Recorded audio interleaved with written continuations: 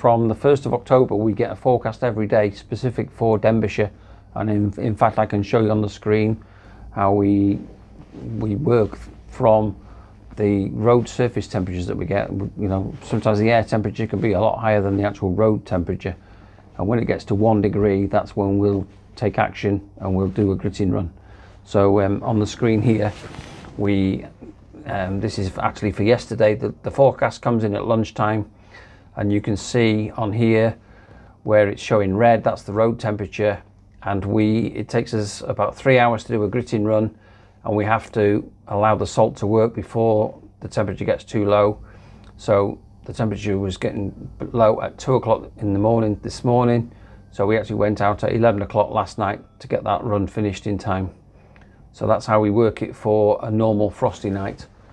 But obviously in wintry conditions with snow and ice, then it can ramp up considerably.